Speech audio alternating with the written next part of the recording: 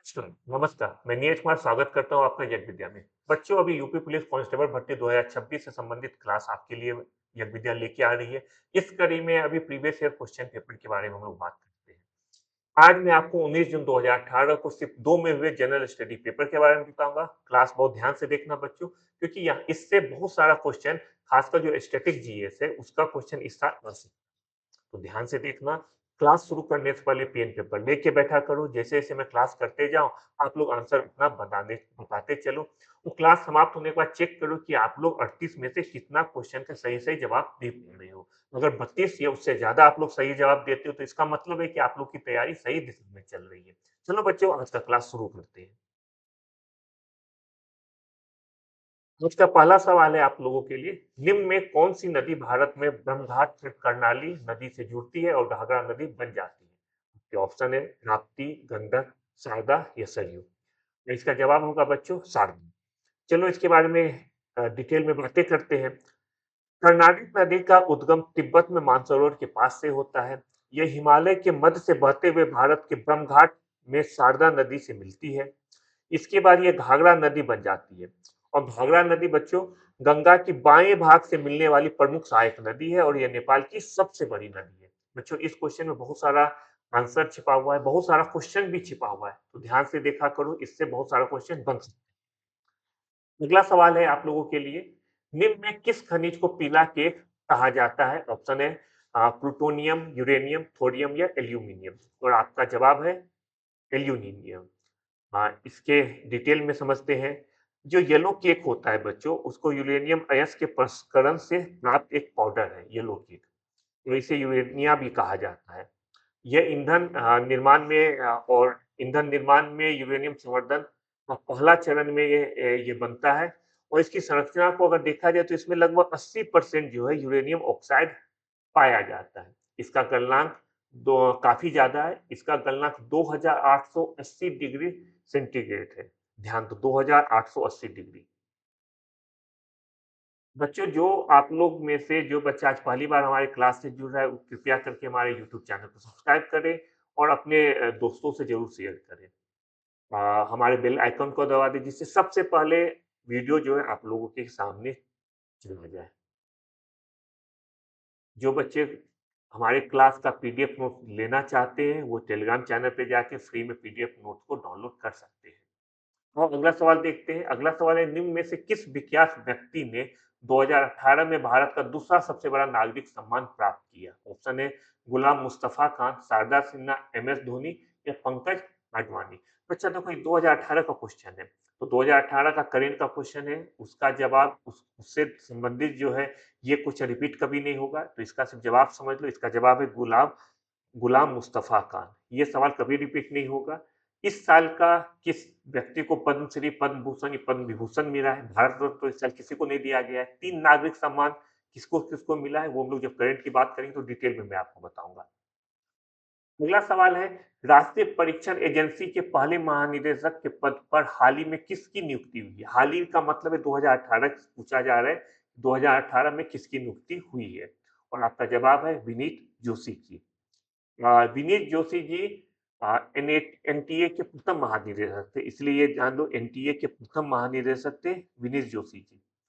आज के समय में राष्ट्रीय टेस्टिंग एजेंसी, उसके वर्तमान महानिदेशक कौन है, उसका नाम जान लो, क्योंकि इस समय वो क्वेश्चन आपके रिलेवेंट है, वो जानना आपके लिए जरूरी है। वर्तमान में महानिदेशक जो है, उनका नाम है प्रदीप सिंह खरोड़ा। ध्यान दो, जो वर्तमान में महानिदेशक है बच्चों, उनका नाम है प्रदीप सिंह खरोड़ा। अगला सवाल है, जी 20 की बैठक 2018 में कहाँ हुई थी? 2018 में बच्चों विनस आयर्स में हुई थी। ये आपको जानना नहीं है, आपको ये जानना होगा इस साल आप एग्जाम दे रहे कि 2025 में कहाँ हुआ था, 2026 में कहाँ होगा। तो बच्चों, 2025 में जी 20 का 2025 में जो बच्चा सबमिट हुआ है, वो हुआ है साउथ अफ्रीका में। ठीक है, साउथ अफ्रीका में हुआ है। कहाँ पे हुआ है? जोहान्सबर्ग में हुआ है। जी 20 का 2026 का जो सम्मेलन होने वाला है, वो यूएसए में होने वाला है। यूएसए के फ्लोरिडा में होने वाला है। फ्लोरिडा में। ये सब चीज ध्यान रखने की बात है। 2018 का आप सिर्फ जान लो आंसर ब्यूनस आयर्स होगा, लेकिन इस साल 2026 के लिए दो इंपॉर्टेंट है। 2 चीज़, पहला है 2025 में कहाँ हुआ था? 2025 में हुआ था साउथ अफ्रीका में, और 2026 में बच्चों होगा यूएसए में होगा, यूनाइटेड स्टेट ऑफ अमेरिका में होगा, जगह का नाम है फ्लोरिडा। अगला सवाल है 1825 में वेदांत कॉलेज की स्थापना किसने की, जिसमें दोनों भारतीय अध्ययन और पाश्चात्य सामाजिक तथा भौतिक विज्ञान पाठ्यक्रम प्रस्तुत किया गया था। इसका नाम अरबिंदो घोष, राम मोहन राय, ईश्वर चंद्र विद्यासागर या स्वामी विवेकानंद। और आपका जवाब होगा बच्चों राजा राम मोहन राय। इनके बारे में कुछ बात कर लेते हैं। इन्होंने एकेश्वरवाद को प्रचारित करने के लिए 1825 में वेदांत कॉलेज की स्थापना किया था। एकेश्वरवाद क्या होता है ये समझ लो। एकेश्वरवाद का मतलब होता है कि सबों का पालन करने वाला एक, उसे एकेश्वरवाद कहा जाता है।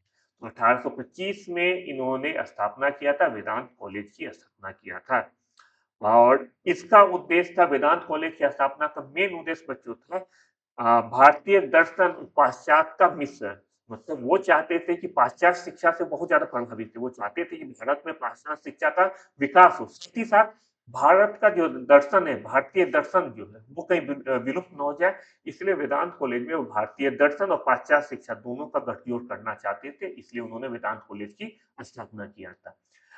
अन्य जो इम्पोर्टेंट उन्होंने काम किया था वो है, वो भी देख लो। 1815 में उन्होंने आत्मीय समाज का सभा का स्थापना किया था, और 1828 में उन्होंने किया था ब्रह्म समाज का स्थापना। एक इम्पोर्टेंट फैक्ट राजा राम मनोहर राय के बारे में और जान लो बच्चों कि इन्हें भारतीय पुनर्जागरण का जनक या भारतीय पुनर्जागरण का पिता भी कहा जाता है। अगला सवाल है, निम्न में किस देश को पहले सिलोन कहा जाता था? ऑप्शन है मालदीव, श्रीलंका, मॉरिशस या सूरीनाम। किसे सिलोन कहा जाता था? सिलोन कहा जाता था बच्चों श्रीलंका को। इसके बारे में कुछ फैक्ट देख लेते हैं। 1972 तक श्रीलंका को सिलोन के नाम से जाना जाता था। 1815 से लेकर 1948 तक श्रीलंका, जो उस समय का सिलोन था बच्चों, वो ब्रिटिश उपनिवेशिक शासन के अधीन था। 1948 में इसे डोमिनियन स्टेट का दर्जा मिला, और 1972 में एक गणतंत्र बना और इसका नाम हो गया बच्चा श्रीलंका। आप मैप में भी देख सकते हो श्रीलंका कहाँ पे है। मैप के थ्रू, इसमें बहुत ज्यादा इंपॉर्टेंट नहीं है कि मैप के थ्रू नाम से, लेकिन मैप से आप लोगों को याद करना ज्यादा आसान हो जाता है। अगला सवाल है, 1869 में डैश नहर के खुलने से भारत से यूरोप की दूरी 7000 किलोमीटर कम हो गई। ऑप्शन है पनामा, कील, सुएज या वोल्गा डॉन। किस नहर के खुलने से भारत से यूरोप की दूरी 7000 किलोमीटर कम हो गई? और आपका जवाब होगा बच्चों सुएज नहर।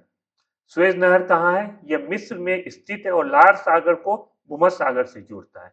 अगर बच्चों आप लोग मैप को देख पा रहे हो, मैप को देखने के लिए अपने मोबाइल में थोड़ा जूम करना होगा, तब आप लोगों को क्लियर दिखाई देगा। यहाँ पे अगर आप यहाँ पे देखो, ये जो एरिया है बच्चों, ये सुएज कैनाल है बच्चों, देखो सुएज कैनाल है, ये है लाल सागर, रेड सी है, ये भूमध्य सागर, तो ये दोनों को जोड़ता है सुएज नहर, लाल सागर और भूमध्य सागर को जोड़ता है। पहले देखो बच्चों, पहले भारत से यूरोप जाने के लिए जो मार्ग था वो कहाँ था? वो देखो यहाँ दिखाया गया है। पहले इस तरह से जाया जाता था, देख रहे हो, इतना लंबा मार्ग था, लेकिन सुएज नहर खुलने के बाद अब यह इस रास्ते से आराम से यूरोप चला जाता है। तो मिस्र में स्थित है, लाल सागर को भूमध्य सागर से जोड़ता है। इसके खुलने से जहाज को अफ्रीका का चक्कर नहीं लगाना पड़ता है, और भारत और यूरोप की दूरी इससे 7000 किलोमीटर कम हो गई है। अगला सवाल है, गणतंत्र दिवस 2018 की परेड के मुख्य अतिथियों में से एक अतिथि इनमें से कौन है? ऑप्शन है विद्या देवी भंडारी, मेट्रीपाल सिरिसेना, शेख हसीना या आंग सान सूकी। 2018 क्वेश्चन है बच्चों, बिल्कुल ध्यान देने की जरूरत नहीं है, बस आंसर देख लो। इसका आंसर होगा आंग सान सूकी। इसका कारण है कि 2018 में भारत ने आसियान के सभी राष्ट्राध्यक्ष को आमंत्रित किया था। उस समय म्यांमार की जो स्टेट काउंसलर थे उनका नाम था आंग सान सूकी, वो भी आए थे। उसके अलावा जो आसियान के बाकी देश थे, बाकी 9 देश, अब बच्चों आसियान में अब 11 कंट्री है, लेकिन 2018 में आसियान में 10 कंट्री थे। तिमोर लिस्टे 2025 में आसियान का मेंबर बना है। 2018 तक इसके 10 कंट्री थे, 10 कंट्री के हेड ऑफ स्टेट भारत आए थे। उस समय का सवाल है। अभी के लिए जान लो कि इस साल हो सकता है आपसे पूछ ले 2026 में कौन आया था, तो 2026 में मैं करंट के क्लास में बताऊंगा, लेकिन अगर आप लोग अभी नाम जानना चाहते हो तो अभी भी नाम देख लो कि 2026 में भारत में मुख्य अतिथि के रूप में यूरोपीय परिषद के अध्यक्ष हैं जिनका नाम है एंटोनियो कोस्टा, और यूरोपीय आयोग की अध्यक्ष है जिनका नाम है उर्सुला वॉन डेर लेयन। इन दोनों को मुख्य अतिथि के रूप में भारत ने आमंत्रित किया था।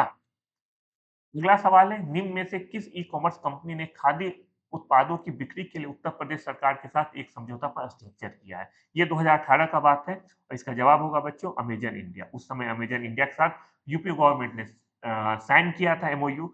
उसका मेन उद्देश्य था ग्रामीण खादी कारीगरों को अमेजन के माध्यम से अपने उत्पाद पूरे देश में बेचने के लिए सक्षम बनाना और यह यूपी खादी ब्रांड के तहत बेचा जाएगा। एक जिला एक उत्पाद योजना को भी इसके तहत बढ़ावा देना था। अगला सवाल है, निम्न में से कौन एक वैज्ञानिक होने के साथ-साथ एक महान उद्योगपति भी थे जिन्होंने भारत में कई उद्योगों की स्थापना की? ऑप्शन है सीवी रमन, जेसी बोस, विक्रम साराभाई या होमी जहांगीर भाभा। और इसका जवाब होगा विक्रम साराभाई। इसके बारे में कुछ बातें कर लेते हैं। भारतीय अंतरिक्ष कार्यक्रम के जनक विक्रम साराभाई एक महान वैज्ञानिक थे जिन्हें भारत के अंतरिक्ष कार्यक्रम का जनक या पिता के रूप में भी संबोधित किया जाता है। इन्होंने काफ़ी उद्योग का नींव भी भारत में रखा है। ये एक रचनात्मक वैज्ञानिक होने के अलावा एक सफल उद्योगपति भी थे। इन्होंने ऑपरेशंस रिसर्च ग्रुप की स्थापना किया था। अन्य संस्था जिनमें स्थापना में इनका इम्पोर्टेंट रोल है, उनके बारे में जान लें। Indian institute of management IIM Ahmedabad जो कि आईआईएम का सबसे बड़ा इंस्टीट्यूट माना जाता है बच्चा, सबसे अच्छा माना जाता है आईआईएम अहमदाबाद, उसमें भी इनका रोल है। फिजिकल रिसर्च लेबोरेटरी उसमें भी इनका रोल है और नेहरू फाउंडेशन फॉर डेवलपमेंट उनमें भी विक्रम साराभाई जी का रोल है स्थापना करने में। अगला क्वेश्चन है, a better India a better world पुस्तक के लेखक कौन है? किरण बेदी, एनआर नारायण मूर्ति, सुधा मूर्ति या शशि थरूर? और आपका जवाब होगा बच्चों एनआर नारायण मूर्ति।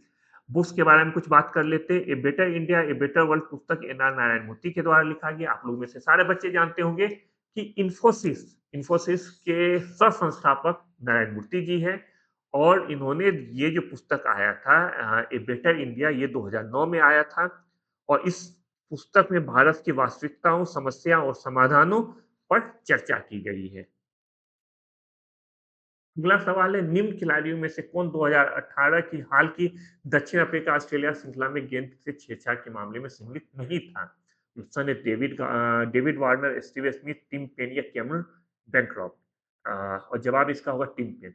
बच्चों ये 2018 की बात है, तब भी मैं आपको बता देता हूँ। क्रिकेट आप लोग में से सारे बच्चे खेलते होंगे तो ये सवाल का जवाब भी पता होगा, इंसिडेंट जरूर पता होगा। बच्चों एक इंसिडेंट आया था जिसको कहा जाता है sandpaper gate incident. Sandpaper gate incident क्या था? उस उस इंसिडेंट में ऑस्ट्रेलियन खिलाड़ी जो तीनों मैंने नाम बताया है स्टीव स्मिथ, डेविड वार्नर और कैमरन बैनक्रॉफ्ट, ये तीनों मिलके गेंद को एक सैंड पेपर से खुरखुरा करता था। और क्रिकेट में अगर क्रिकेट आप लोग खेलते हो या देखते हो तो जानते होंगे कि क्रिकेट का बॉल तभी स्विंग करता है जब बॉल एक तरफ खुरखुरा रहता है, दूसरी तरफ प्लेन रहता है। एक बॉल जो है खुरखुरा तब होगा जब किसी भी पेपर से उसे रगड़ा जाएगा। सैंड पेपर से बॉल को रगड़ के वो लोग एक तरफ खुरखुरा कर देता था और दूसरी तरफ प्लेन रहता था जिस तरह से कि गेंद ज़्यादा स्विंग करे, खासकर रिवर्स स्विंग। उस समय कैप्टन था स्टीव स्मिथ और वाइस कैप्टन उस मैच में डेविड वार्नर था।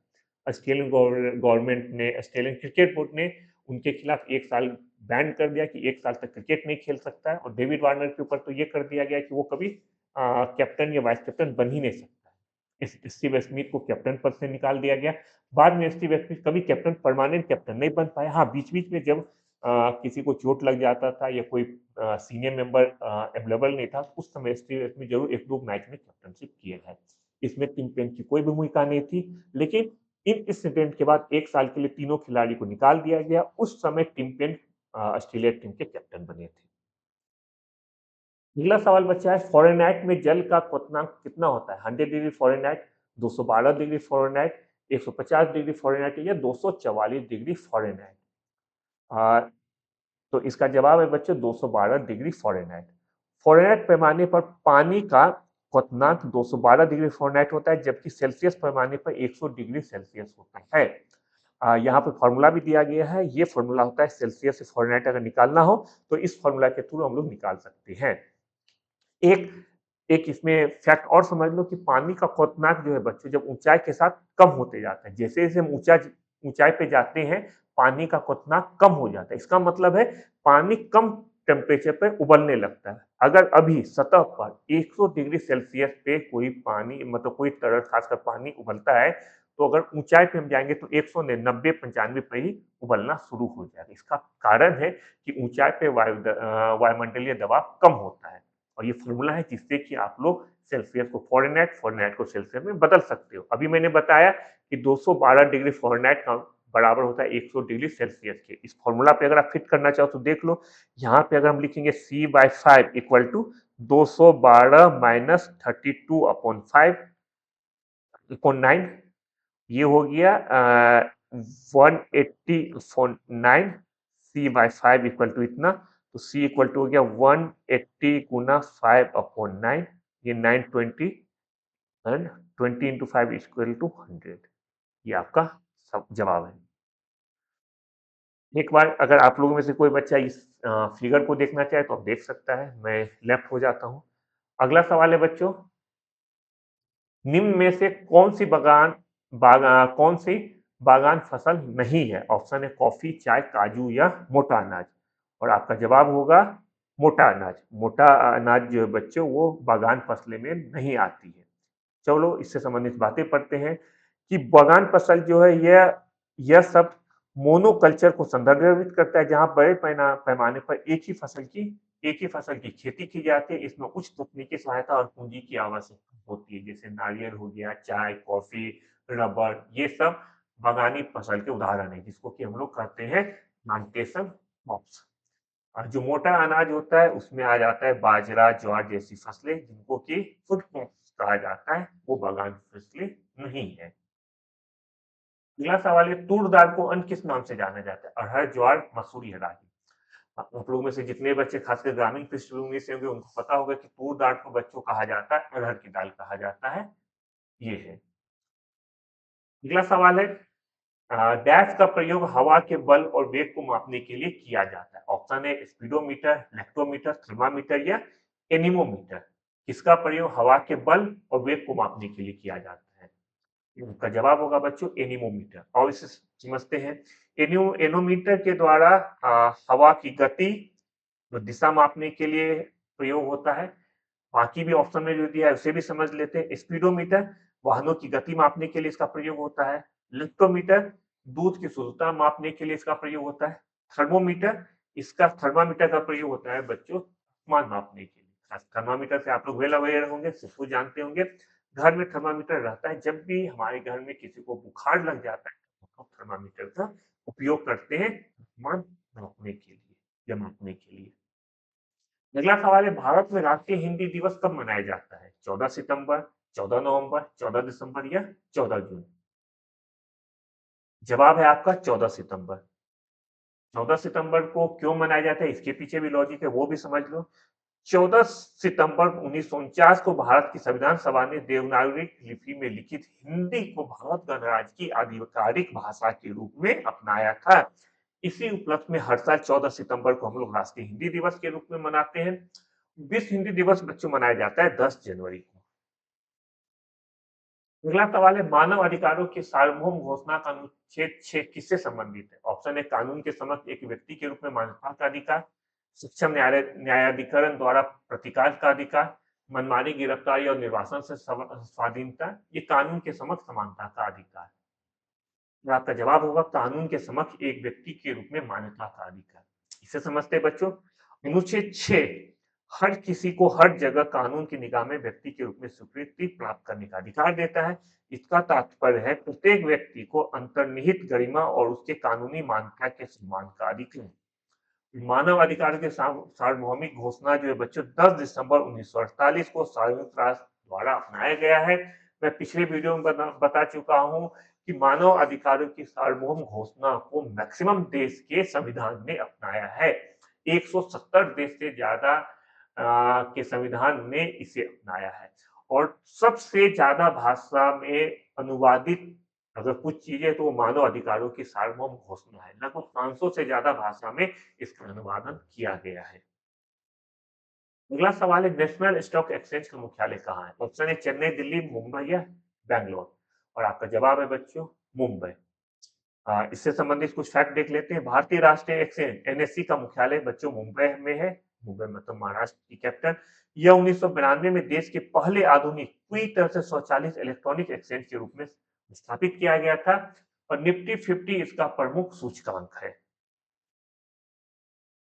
बाजार पूंजीकरण मार्केट कैपिटलाइजेशन के हिसाब से ये दुनिया के सबसे बड़े स्टॉक एक्सचेंज में एक है।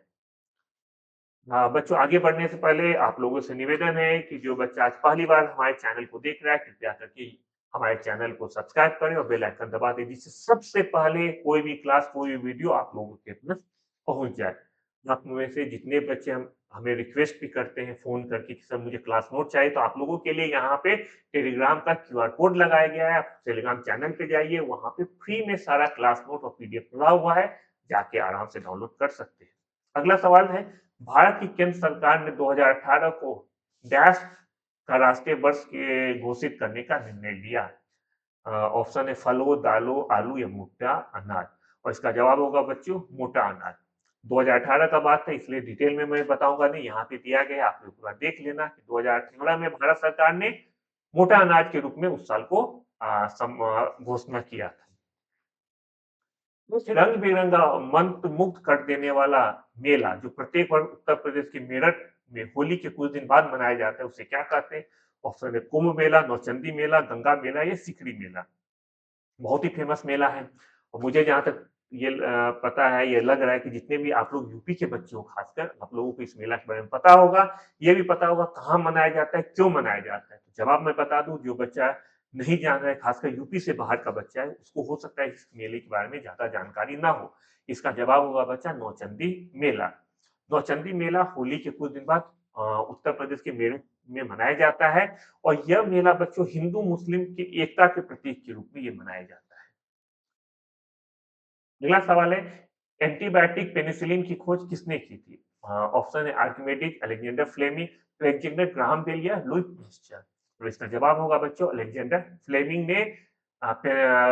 ने खोज किया था एंटीबायोटिक का। 1928 में दुनिया की पहली एंटीबायोटिक जिसका नाम था benzyl benzyl penicillin penicillin G भी कहा जाता है कि खोज की थी। इस खोज के लिए उन्हें हार्वर्ड फ्लोरी और अर्नस्ट बेलिस चेन के साथ 1945 का फिजियोलॉजी या मेडिसिन जिसे कहा जाता है उसका नोबेल प्राइज मिला था। अगला सवाल है भारतीय संविधान की डैश भारतीय गणराज्य की आधिकारिक भाषाओं की सूची प्रदान करता है। मतलब भारतीय संविधान की कौन सी अनुसूची भारतीय गणराज्य की आधिकारिक भाषाओं की सूची प्रदान करता है? ऑप्शन है 11वीं अनुसूची, 14वीं अनुसूची, 12वीं अनुसूची या 8वीं अनुसूची। इसका जवाब होगा बच्चों 8वीं अनुसूची। हाँ बच्चों 8वीं अनुसूची इसके अंतर्गत कुछ कुल 22 भाषाएं हैं जिसका जिक्र किया गया था। शुरुआत में 8वीं अनुसूची में बच्चों से 14 भाषा शामिल थी, बाद में 8 भाषा जो है अलग अलग संविधान संशोधन के माध्यम से अलग अलग साल में जोड़ा गया है। पिछले वीडियो में मैंने सारा भाषा किस साल जोड़ा गया था पुराने वीडियो में जाओ वहां पे डिटेल में दिया गया किस कौन से संविधान संशोधन के दौरान किस वर्ष कौन सी भाषा जुड़ी गई है। आज के डेट में 22 भाषा है। इसमें इंपॉर्टेंट फैक्ट ये है कि इसमें इंग्लिश शामिल नहीं है, इसमें 22 भारतीय भाषाएं हैं। कुछ भाषा जो भारत की नहीं वो भी है जैसे कि आप नेपाली देख लो वो भी इसके अंतर्गत है लेकिन इंग्लिश इसमें शामिल नहीं है। अगला क्वेश्चन है डैश की नियुक्ति भारत के राष्ट्रपति द्वारा नहीं किया जाता है। ऑप्शन उच्चतम न्यायालय के न्यायाधीश, महाधिवक्ता, राज्यपाल या महान्यायवादी। किसकी नियुक्ति भारत के राष्ट्रपति के द्वारा नहीं किया जाता है और इसका जवाब होगा महाधिवक्ता जिसको कि एडवोकेट जनरल कहा जाता है। कुछ एडवोकेट जनरल की नियुक्ति जो है ना राज्यपाल के द्वारा किया जाता है और एडवोकेट जनरल जैसे अटॉर्नी जनरल होता है, अटॉर्नी जनरल केंद्र सरकार का सलाहकार होता है उसी तरह से महाधिवक्ता जिसे कि एडवोकेट जनरल कहा जाता है बच्चों वो राज्य में मुख्यमंत्री का सलाहकार होता है। इसकी नियुक्ति बच्चों राज्यपाल के द्वारा किया जाता है और इसका उल्लेख आर्टिकल 165 में किया गया है। अटॉर्नी जनरल का उल्लेख कहाँ किया गया? आप लोगों में से मैंने पिछले वीडियो में मैंने बताया है अटॉर्नी जनरल का उल्लेख आर्टिकल कितना में आप लोग को याद होना चाहिए, जिनको याद नहीं उसको बता दूं इसका उल्लेख आर्टिकल 76 में है। यहाँ पे आप देखोगे ऊपर में डायग्राम के माध्यम से आपको मैंने बता दिया है। देखो जो यूनियन लेवल है केंद्र सरकार में राष्ट्रपति अटॉर्नी जनरल की नियुक्ति करता है, राज्य स्टेट लेवल राज्य के स्तर पर राज्यपाल एडवोकेट जनरल की नियुक्ति करता है। अगला सवाल है पहले भारतीय राज्य का नाम बताएं जिसमें प्रत्येक परिवार में कम से कम एक सदस्य के पास बैंक खाता है। वो कौन सा राज्य है जिसके हर परिवार में बैंक खाता है? ऑप्शन है महाराष्ट्र, हरियाणा, हिमाचल प्रदेश या केरल। और इसका जवाब है बच्चों केरल। केरल में हर परिवार में कम से कम एक व्यक्ति के पास बैंक खाता है और यह दिसंबर 2017 में ये हुआ। और इसका ये होने का सबसे बड़ा कारण जो है प्रधानमंत्री जन धन योजना के तहत जो बैंक अकाउंट ओपन किया गया था उसके बाद ये चीज हो पाया। अगला सवाल है उस वाहिनी का चयन करें जो मूत्राशय से मूत्र को शरीर के बाहर ले जाता है। ऑप्शन है उरेथरा, उरेटर, ब्लैडर या रेनल पेल्विस। का जवाब होगा बच्चों उरेथरा। अब इसको थोड़ा समझ लेते हैं। जो यहाँ पे देखो, यहाँ पे आपको किडनी दिया गया है, यहाँ पे किडनी है, ये ब्लैडर है। ब्लैडर में यूरिन जमा होता है, जब किडनी के थ्रू यूरिन आकर ब्लैडर में जमा होता है, ब्लैडर से जो है यूरेथ्रा के माध्यम से बाहर निकल जाता है। अगला सवाल है बच्चों राष्ट्रीय शिक्षा दिवस प्रत्येक वर्ष कितने तारीख को मनाया जाता है। ऑप्शन है 27 अक्टूबर, 4 मार्च, 17 सितंबर या 11 नवंबर। राष्ट्रीय शिक्षा दिवस बच्चों 11 नवंबर को मनाया जाता है। और 11 नवंबर को मनाने का मेन कारण क्या है बच्चों, क्योंकि इसी दिन जो है हमारे देश के प्रथम शिक्षा मंत्री मौलाना अबुल कलाम आजाद जी की जयंती है, जन्म दिवस है 11 नवंबर को। उन्हीं की याद में हर साल 11 नवंबर को मनाया जाता है राष्ट्रीय शिक्षा दिवस। एक चीज और आप लोग ध्यान रख लो कि राष्ट्रीय शिक्षा दिवस सबसे पहली बार किस साल घोषणा किया गया था? 2008 में घोषणा किया था। 2008 के 11 नवंबर को पहली बार राष्ट्रीय शिक्षा दिवस मनाया गया था। उसके बाद से हर साल मौलाना अबुल कलाम आजाद जी की जयंती को हम लोग सेलिब्रेट करते हैं राष्ट्रीय शिक्षा दिवस के रूप में। अगला सवाल है संसद द्वारा 8 सितंबर 2016 को डैश संविधान संशोधन अधिनियम 2016 के तहत जीएसटी अधिनियम पारित किया गया था। कौन सा संविधान संशोधन अधिनियम है ये आपको बताना है। ये है बच्चों 101वां संविधान संशोधन अधिनियम है। ये मैं कम से कम 25 बार बता चुका हूं, क्योंकि जितना 2024 का आपका क्वेश्चन पेपर 14 शिफ्ट में हुआ था, 14 बार में हर पेपर में ये क्वेश्चन दिया गया है। 2020 के एग्जाम में दिया गया, लगभग 15 से 18 एग्जाम में ये क्वेश्चन आया है। तो उसमें मुझे लगता है आप लोगों में से सारे बच्चे को ये वीडियो मेरा देखते देखते याद हो गया कि 101वें संविधान संशोधन माध्यम से जीएसटी को लाया गया था, ये जीएसटी लाया गया था। चलो इसके बारे में कुछ बात कर ले। 101वें संविधान संशोधन अधिनियम 2016 के अंतर्गत जुलाई 2017 से भारत में वस्तु और सेवा कर की शुरुआत हुई थी। राज्यसभा द्वारा 3 अगस्त को पारित किया गया था। राज्यसभा द्वारा 3 अगस्त को पारित किया गया था। लोकसभा के द्वारा बाद में लोकसभा के द्वारा पारित किया गया था। और 8 सितंबर को राष्ट्रपति की स्वीकृति मिलने के बाद यह लागू हो गया था। एक बार इसको आप डायग्राम में भी समझ लो। डायग्राम में भी एक बार आप ये समझ लो। राज्यसभा के द्वारा 3 अगस्त को पारित किया गया था। लोकसभा के द्वारा 8 अगस्त को किया गया था। 8 अगस्त को ही राष्ट्रपति जी ने अपना इस पे मुहर लगाया और उसके बाद से यह लागू हो गया। 8 अगस्त को लोकसभा में पारित किया गया बच्चों। 8 सितंबर को राष्ट्रपति ने अपना मुहर लगाया, 8 सितंबर 2016 को। और 1 जुलाई 2017 से जीएसटी पूरे भारत में लागू हो गया। अगला सवाल है निम्न में से कौन सा जिला उत्तर प्रदेश के बुंदेलखंड क्षेत्र से संबंधित है। ऑप्शन है फतेहपुर, जौनपुर, महोबा या श्रावस्ती। बच्चों ये क्वेश्चन मैंने बहुत अच्छे से डिटेल में आपको मैप के थ्रू बताया था कि कुल मिला के 7 जिले उत्तर प्रदेश के 7 जिले और बुंदेलखंड में आते हैं। एक फैक्ट जो उस दिन ने बताया तो आज बता दो देता हूँ। पहले इसका आंसर देख लो। इसका आंसर है महोबा। महोबा है। देखो बच्चे बुंदेलखंड उत्तर प्रदेश और मध्य प्रदेश दोनों एरिया के कुछ जिले को मिला के बुंदेलखंड कहा जाता है। इसमें उत्तर प्रदेश के 7 जिले और मध्य प्रदेश के 6 जिले शामिल है। नाम देख लो कौन कौन सा जिला है। उत्तर प्रदेश के 7 जिले में एक है बांदा, झांसी, जालौन, हमीरपुर, महोबा और मध्य प्रदेश। ये उत्तर प्रदेश का। और मध्य प्रदेश के 6 जिले में है छतरपुर, टीकमगढ़, दमोह, सागर, दतिया और पन्ना। ये कुल 13 जिले मिलके बुंदेलखंड। अगला सवाल है उत्तर प्रदेश का क्षेत्रफल देश के कुल क्षेत्रफल का लगभग कितना परसेंट है। 13.5, 9.4, 8.4 या 7.3। इसका जवाब होगा, यहाँ पे तो येलो मैंने आंसर शुरू में ही बता दिया। इसका जवाब है 7.3%।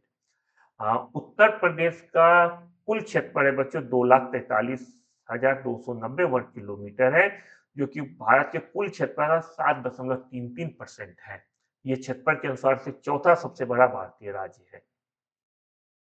अगला सवाल है, छठी शताब्दी ईसा पूर्व के दौरान मथुरा के आसपास के क्षेत्र को क्या कहा जाता था? ऑप्शन है पांचाल, अंग, सुरसेन या मत्स्य। और इसका जवाब होगा बच्चों सुरसेन। सुरसेन एक प्राचीन भारतीय क्षेत्र था जो उत्तर प्रदेश के वर्तमान व्रज क्षेत्र से संबंधित था। यह मथुरा की राजधानी थी और बौद्ध ग्रंथ अंगुत्तर निकाय के अनुसार सुरसेन छठी से सातवीं ईसा पूर्व में 16 महाजनपदों में से एक महाजनपद था। मैं पहले ही बताया है कि जब हम लोग की हिस्ट्री की क्लास होगी तो 16 महाजनपद के बारे में इंपॉर्टेंट फैक्ट बताऊंगा, वो काफी इंपॉर्टेंट रहेगा क्योंकि 16 महाजनपद से आप लोगों से सवाल भी बार बार पूछा जाता है। अगला सवाल है, निम्न में से किस रोमानी काव्य लेखक को उनकी कृति बदनास्तक के लिए जाना जाता है? ऑप्शन है रहीम, मलिक मोहम्मद जायसी, जियाउद्दीन बर्नी, सुल्तान फिरोज तुगलक। इसका जवाब होगा बच्चों रहीम। मदनास्तक जो है बच्चों रहीम की कविताओं का संग्रह है। यह कृष्ण की रासलीला के आसपास केंद्रित है। यह 8 छंदों की एक रचना है जिसमें रहीम ने संस्कृत, फारसी, खड़ी बोली, अवधी और ब्रज भाषाओं का प्रयोग किया है। अगला सवाल है, उत्तर प्रदेश में पहली बार 1887 में प्रकाशित होने वाले दैनिक समाचार हिंदुस्तान के संपादक कौन थे? पूछा जा रहा है हिंदुस्तान के संपादक कौन थे, और इसमें आपका जवाब होगा मदन मोहन मालवीय जी पहले संपादक थे। 1887 में हिंदुस्तान के संपादक के रूप में उन्होंने अपने पत्रकारिता करियर की शुरुआत की। मदन मोहन मालवीय जी के बारे में और एक दो चीज जान लो बच्चों कि 1909 में इलाहाबाद से एक अंग्रेजी समाचार पत्र द लीडर भी प्रकाशित उन्होंने किया और 1924 से 1926 तक जो आज का हिंदुस्तान टाइम्स आप देखते हो उसके भी अध्यक्ष थे। जहां तक हिंदुस्तान जो पेपर है 1887 में हिंदुस्तान के संपादक किए थे, आपको मैं बता दूं हिंदुस्तान के संपादक किए थे, लेकिन हिंदुस्तान के शुरुआत किसने किया था वो नाम आप लोग ध्यान रखो कि संस्थापक थे राजा रामपाल सिंह। राजा रामपाल सिंह संस्थापक थे और संपादक थे मदन मोहन मालवीय जी। अगला सवाल है, उत्तर प्रदेश में किस वर्ष सभी सरकारी कार्यों के लिए हिंदी का प्रयोग करना कानूनी तौर पे अनिवार्य कर दिया गया था? 1947, 1957, 1968 या 1977? जवाब आपका होगा 1968। हिंदी उत्तर प्रदेश की आधिकारिक भाषा है। इसे 1951 में उत्तर प्रदेश आधिकारिक भाषा अधिनियम द्वारा राज्य की आधिकारिक भाषा बनाई गई थी और इसे राज्य विधानमंडल द्वारा हिंदी के आधिकारिक उद्देश्यों और उत्तर प्रदेश राज्य के अन्य मामलों के लिए इस्तेमाल की जाने वाली भाषा के रूप में हिंदी को शामिल करने के लिए अधिकृत किया गया था। हालांकि इसे आधिकारिक भाषा संकल्प 1968 के अंतर्गत सभी आधिकारिक कार्यों में कानूनी रूप से बाध्यकारी बना दिया गया था। अगला सवाल है, निम्न में से अकबर के दरबार के प्रमुख चित्रकार कौन थे? ऑप्शन है मीर मुसव्विर, दोस्त मोहब्बत, दसवंत या मीर सैयद अली। आपको बताना है कि अकबर के मुख्य चित्रकार कौन थे। आपका जवाब होगा दसवंत जो थे वो प्रमुख चित्रकार थे। दसवंत के अलावा एक दो और प्रमुख चित्रकार है, उसका नाम है, एक का नाम था बसावंत, एक का नाम था ख्वाजा अब्दुल समद। ये 3 मुख्य चित्रकार थे अकबर के दरबार में। अगला सवाल है, डैश फैजाबाद के एक प्रमुख संगीतकार थे जिन्होंने शास्त्रीय संगीत में ठप्पा शैली का विकास किया था? ऑप्शन है मुस्तरी बाई, खुशी महाराज, मेहदी खान या ठाकुर पसंद। बच्चों इस सवाल से संबंधित एक सूचना देख लो, इसमें जो 4 ऑप्शन दिया गया सही जवाब इसमें से कोई नहीं है। तो सही जवाब मैं बता देता हूँ फिर एक्सप्लेन कर दूंगा। इसका सही जवाब होगा बच्चों मियाँ गुलाब नबी सोरी, जिसको कि सोरी मियाँ भी कहा जाता है। ये फैजाबाद के प्रमुख संगीतकार थे और 18वीं शताब्दी में शास्त्रीय संगीत में थिप्पा शैली के विकास और विस्तार करने का श्रेय मियाँ गुलाब नबी सोरी या सोरी मियाँ को जाता है। आज का लास्ट सवाल है, निम्नलिखित में से बुंदेलखंड का लोकप्रिय लोकगीत कौन सा है? बिरहा, मल्हा, रसिया या लंगुरिया? ये आप लोग पता होगा, खासकर जो बच्चे बुंदेलखंड के होंगे उनको पता होगा। अल्लाह उदर के नाम से फेमस है और इसका जवाब होगा अल्लाह। अल्लाह मध्य प्रदेश के बुंदेलखंड क्षेत्र में प्रचलित एक लोकप्रिय लोकगीत है। लोकगीत महोबा के राजा परमल की सेवा करने वाले 2 योद्धा भाइयों अल्लाह और उदर की वीर गाथाओं का वर्णन किया गया है। इसमें इन लोगों के साहस को दिखाया गया है। बच्चों ये हमारा आज का क्लास था। उम्मीद करता हूँ कि आज का क्लास आपको पसंद आया होगा। क्लास को ध्यान से और दोबारा देखना। क्लास में बहुत ऐसे फैक्ट है, करंट का अगर फैक्ट छोड़ दिया जाए तो बहुत ऐसे स्टैटिक फैक्ट है जो कि आपको इस साल एग्जाम के लिए समान रूप से उपयोगी है। एक लोग में से फिर से मैं रिपीट कर दूं कि जिस बच्चे को क्लास का नोट चाहिए वो क्लास का नोट टेलीग्राम चैनल पे जाकर उसे स्कैन करे, क्यूआर कोड दिया गया है, स्कैन करके हमारे टेलीग्राम चैनल पर जाके पीडीएफ नोट ले सकते हैं। व्हाट्सएप से जुड़िए, व्हाट्सएप से जुड़ के आप अपने कीमती सुझाव दे सकते हैं। आप हमारे वेबसाइट www.yanmedia.com पे आ जाइए। बहुत जल्द आप लोगों के लिए वहाँ पे मॉक टेस्ट शुरू होने वाला है। जिस बच्चे को कॉल करना है वो जो नंबर दिया गया है स्क्रीन पे उस नंबर पे कॉल करके हमारी टीम से बात कर सकते हैं। नंबर है 8178333895। बहुत जल्द पुलिस कांस्टेबल के अलावा जितने भी एग्जाम है, एसएससी है, पीसीएस है, उसके लिए भी बहुत जल्द ये वीडियो आप लोगों के लिए क्लास लेके आने वाला है। लास्ट में फिर आप लोग से गुजारिश है, जो बच्चा आज पहली बार हमारा चैनल देख रहे हैं, कृपया करके हमारे चैनल को सब्सक्राइब करें और बेल आइकन दबा दीजिए, जिससे सबसे पहले कोई भी वीडियो आए, कोई भी क्लास आए, वो सबसे पहले वही मिले। आज आपने हमारा क्लास देखा, इसके लिए बहुत-बहुत धन्यवाद। क्लास को लगातार देखते रहिए। आपके लिए काम चल रहा है कि बहुत जल्द आप लोगों के लिए सिलेबस और कंप्लीट कोर्स लेके यज्ञ विद्या आपके लिए लेके आएगा। हमारी क्लास को रिवाइज करते रहिए। कोई भी समस्या हो, आप लोग क्या चाहते हैं, अपना सुझाव, अपना शिकायत सब कुछ आप हमें भेज सकते हैं। व्हाट्सएप के माध्यम से, टेलीग्राम के माध्यम से या कॉल करके भी अपनी कीमती सुझाव दे सकते हैं। अपना बहुत अच्छे से ख्याल रखिए। बहुत जल्दी मिलते हैं नए वीडियो के साथ। Bye bye.